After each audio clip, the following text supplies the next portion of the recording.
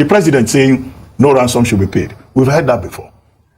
The ransom that he's talking about is that government will not pay ransom. Well, can the government of Nigeria even pay ransom? In Kaduna State the other day, the kidnappers were asking for 40 trillion. That's more than the entire budget of Nigeria for 2024. And in any case, as Commander-in-Chief of the Armed Forces, Nigeria continues to grapple with a spate of kidnappings. Tinubu and bandits in war of words. So guys, the bandits are demanding for ransom, not from the parents of the kidnapped children, but from the federal government. Hear the response of Tinubu. Nigeria continues to grapple with a spate of kidnappings. President Bola Ahmed Tinubu on Wednesday announced that no ransom will be paid for the rescue of the children abducted in Kaduna State. Briefing State House correspondents after the Federal Executive Council meeting, the Minister of Information and National Orientation, Mohammed Idris, said that Tinubu also directed security agencies to ensure that the children are rescued and brought back to safety. Government is not taking any excuses. The President has directed that security agencies must, as a matter of urgency, ensure that these children and all those who have been kidnapped are brought back in safety, and also in the process to ensure that not a dime is paid for ransom. So it's important to underscore that.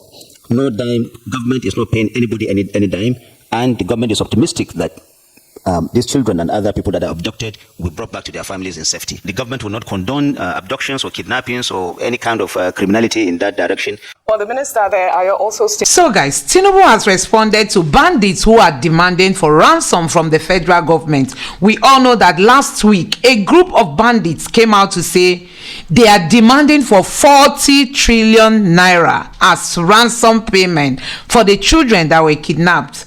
And just yesterday, another group of bandits have come up to make their own demands. They said their own is 1 billion naira. But in addition to that, they've given ultimatum. They said they have just 20 days to get the money. If the money is not given to them within the space of these 20 days, they are going to be taking actions. Who knows what that action could be? That, foreign countries are going to help Nigeria to rescue these children, our students back, and, including the United States, and that, there are a lot of them that are trying to help out, and, they will let us know where they stand. Well, in the meantime, the Nigerian police force have called on citizens to begin arresting criminals so as to help the police force tackle worsening insecurity in Nigeria. The spokesperson for the police force, Olumuyiwa Adejobi, made the appeal on Wednesday in a post on X, charging Nigerians to exercise their powers as a people to curb insecurity in Nigeria. His tweet reads, "Internal security. It requires our collective responsibility to tackle insecurity in Nigeria. Every citizen and resident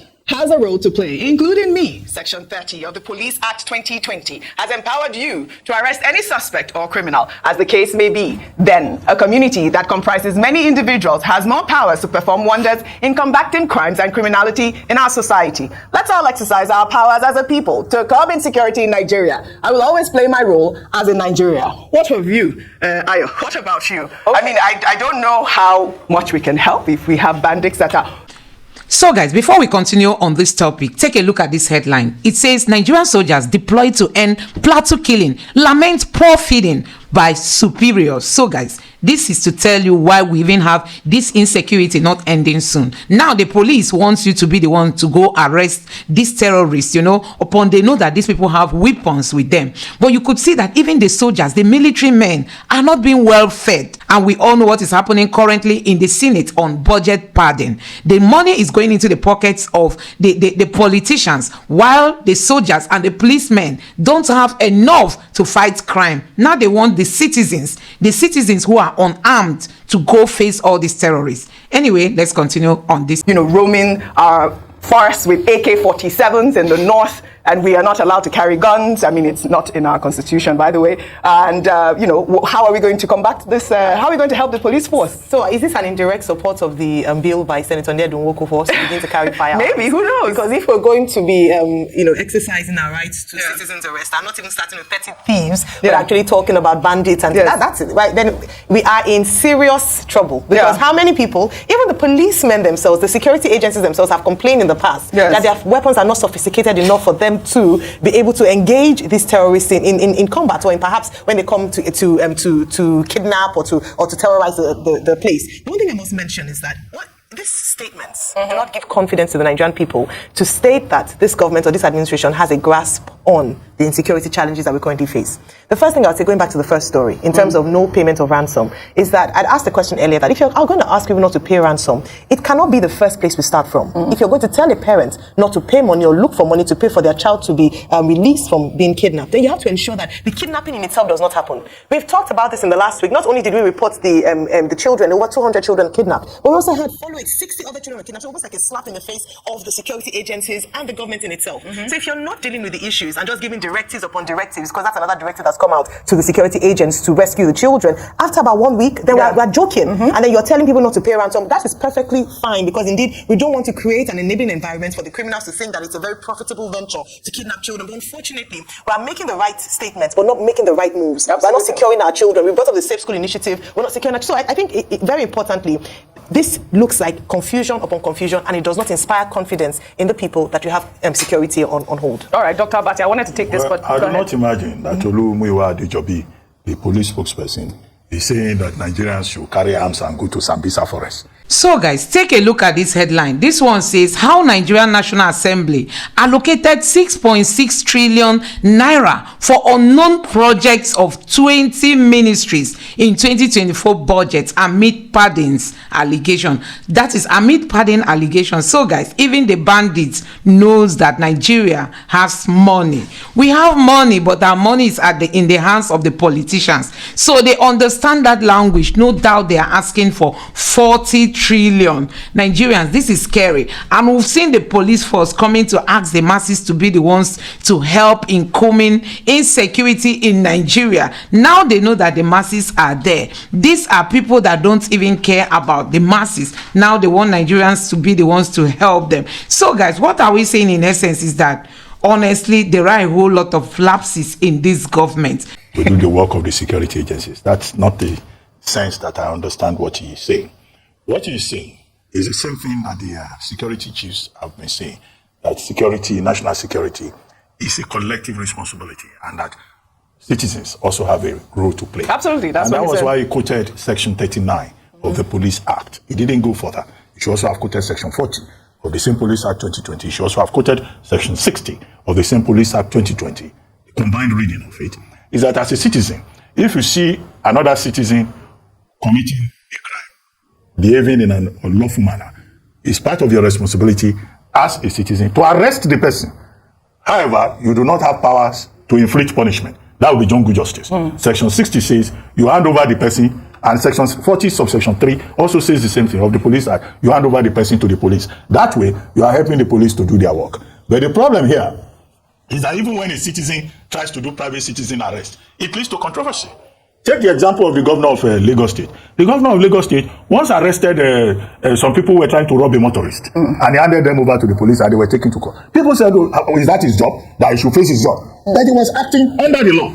The other time, the same Governor Sanwo-Olu arrested one soldier who was misbehaving. People said, wow, he's a civilian. Why will he arrest a soldier? That's an example of citizen action. In 2019, Governor Ambode, as he then was, also saw somebody misbehaving and arrested the person and handed over the person to the police. But the problem here is that when the police say the police is your friend, many people don't want to bother themselves. They'll say the same police that will go behind and meet the person that the citizen arrested and collude with that person to send them out. So that is where the problem is. As for the president saying no ransom should be paid, we've heard that before.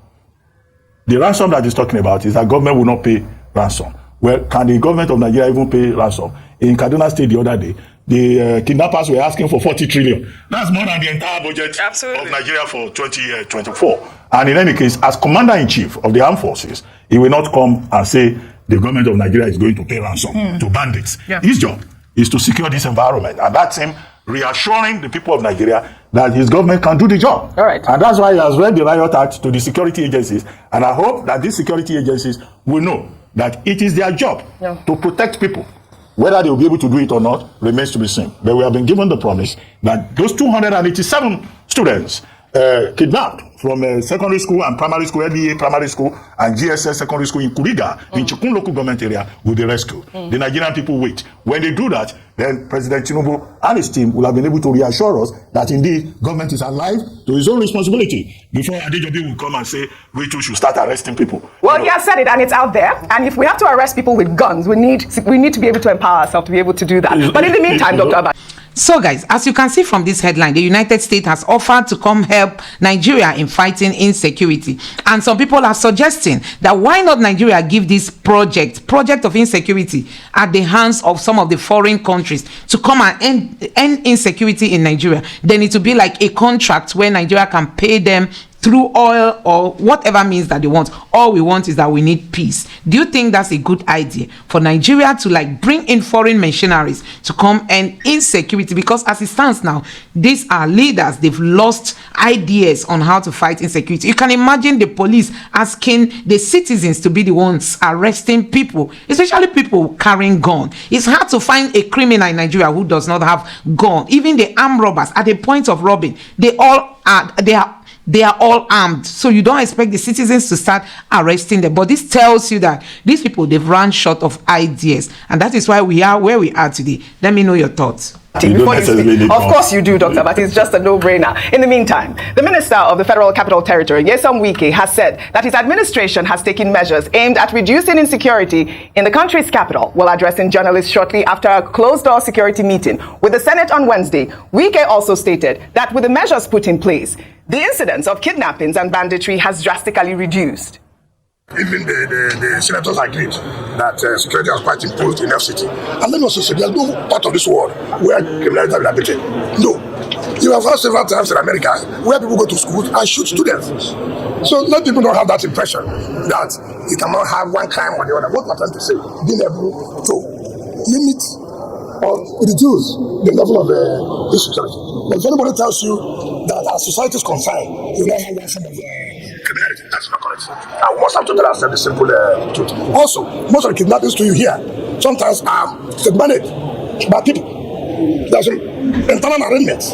Take for example, you have a housekeeper in the house, you have a driver who plot to kidnap the child of their master. In that case, what do you want us to do? All we can do is to see how the person that they kidnapped is being released. All right, go ahead, Rufai. I think the FCT minister keeps missing the point. Yeah. A lot. He was talking about gun violence in America. In America, they get people shot, yeah. But gun violence is different from massive levels of kidnapping, where in one fell swoop, they take people hostage. And even when you have gun violence in America, you need to see the response time to that. And the reason for the pervasive gun violence is because of the lax gun laws, which is also codified in their constitution. The last I checked, we don't have right to guns in our constitution here. So we keep comparing things amiss. What we are saying is there's a rampant, increasing level of insecurity like it's never been seen before. Nigeria used to be a relatively peaceful country. People can hardly move around these days. That's what we are saying. It used to be relatively peaceful. I mean, apart from skepticism of riots and things like that in the days of armed robbery, but relatively there used to be a level of peace. Yes. But today we are having bandits. In Kaduna alone, in the space of over the weekend till now, you've had close to 400 people kidnapped that we can record. So that's what we are saying. So it's different from the gun violence in America. We keep missing this. There's crime in America. No, I'm not making comparison with that. What we are saying is how can we solve our own problem? And the thing about solving our own problem is being accountable in the first place.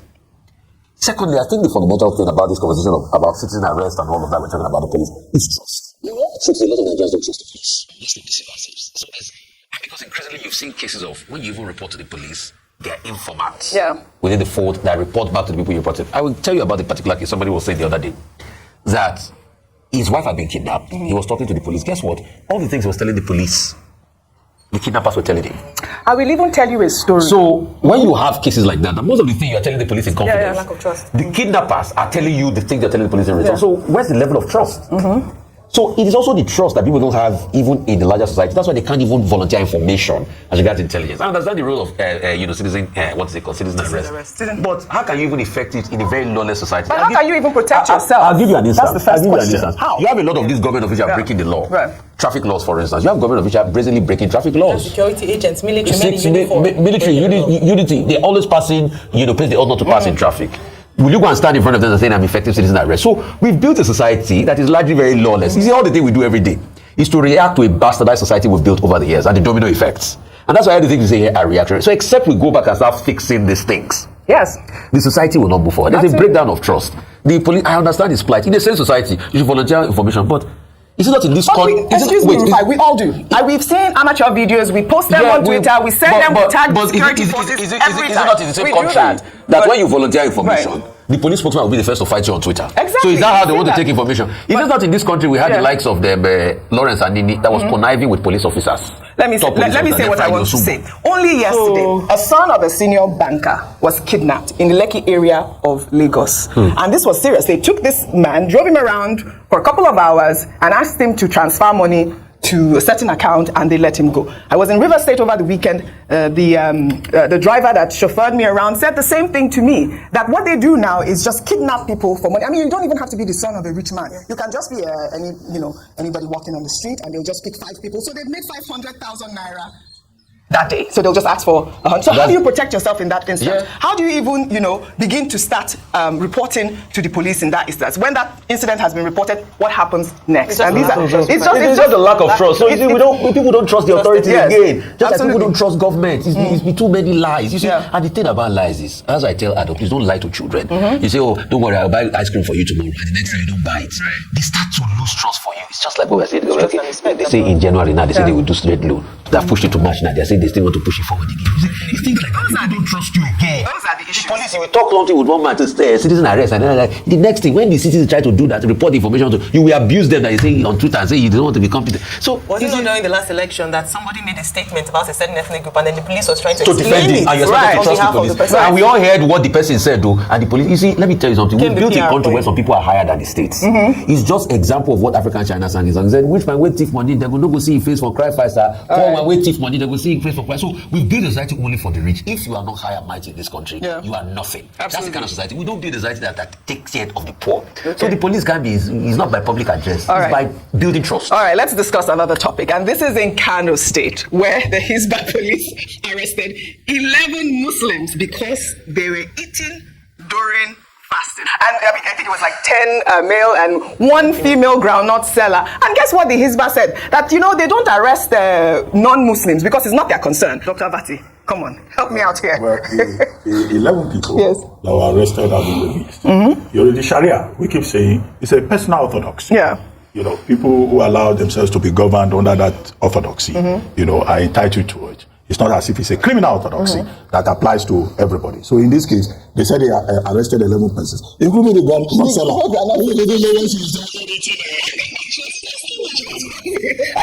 They said they met with the family members and they gave an assurance that next time they will not eat during the period they are supposed to be fasting. So apparently, I hope they have established that those 11 persons are Muslims and they subscribe to the principles. However, what they did not point out is that even the rules for fasting, one of the major pillars of Islam, has certain exceptions. Now, if you are on a journey, you are allowed some room. Maybe you won't fast in between. If you are sick, maybe you have a certain sickness, you are exempted. If you are old and infirm, then you are not. It's not compulsory for you. But they can't just make it look, general that every Muslim must fast. Those exceptions are also there, and it is open to abuse. This arrest is open to abuse because we don't know the exact condition of those 11 persons. Now, the part that bothers me is that the same Kano Hisba was saying that they are not after Christians, but if you are a Christian and you go and prepare food for a Muslim that is supposed to be fasting, then you can be arrested. No, I don't think they should extend it in that ridiculous manner. They should focus on the Muslim who has accepted to be governed by Sharia. The Christian who is not under that orthodoxy is free. It should not be disturbed. But there's fasting. There's a time for fasting, right? So what if I make the food before the time in anticipation? Because I'm guilty of that. I know that I've cooked some food. Well, they are saying don't give the Muslims. I can't. The only question I want to ask is that at the point of arrest, since they said that they're only arresting Muslims and not non-Muslims, at what point did they establish that the people that they were arresting were not Muslims? Was it after they'd been brought into custody and they'd been the whole show of arrest? Because it's very dicey when you live in a multi-religious society and want to enforce a particular style or way. It's very difficult. And even for the Muslims who have said that they come under voluntarily, this under Sharia, how many Muslims came came under, was it by choice? Was it by compulsion? Do you come under it automatically? Was it? So these are questions that boggle the mind, that in a state where you have a very good percentage of their members being from a faith that's different from Islam, so it may even be Christians or traditional worshippers, but they don't, how do you differentiate? How do you have a separate set of laws for one and the other? At what point do you ask, wait, are you Muslim? Okay, I'll arrest you. Do you understand? So that's where I find it very difficult to understand and see how this will be put into practice without there being some sort of abuse or some sort of infringement of rights. I think it's very difficult. The thing I even like to ask is, based on the constitution, Nigeria is a secular state. It is a secular state. So in a secular state, why are you having a religious police? Can I also ask, if we're having religious police, can we also have our Shi-Shi police, our Ifa police, our Shango Sharia is police? constitutional. I know. It's a personal orthodoxy. I know, it's a personal orthodoxy. The Sharia is constitutional because it was pushed for. Can adherents of other religion to push for recognition in the constitution? Can we also? Because you see, let's be careful when it comes to things like this. Isma is out there now arresting people in a state that is secular. Sharia is constitutional, Dr. Abati, but the ground norm is the national constitution, isn't it?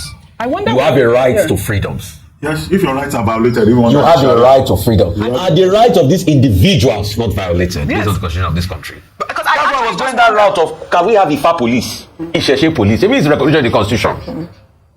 So the ground norm is the constitution. Are they not rights? Yeah. Let's be careful. Well, all right. So guys, the insecurity in Nigeria has taken another shape, and like you can see what is happening in the north, it appears we have two different constitutions, the Sharia law and the Constitution of the Federal Republic of Nigeria. You can see how these people are taking advantage of the Sharia law, you know, in the north. Now you've just heard it from this analyst, what they are saying. Honestly, this will tell you that Nigeria has a long way to go in terms of, you know, being organized, having the right leaders in places of power, and then putting Nigeria on the path to victory. It is very difficult at the moment, and that is why we keep asking everybody to be a part of this fight. We must fight this fight to finish.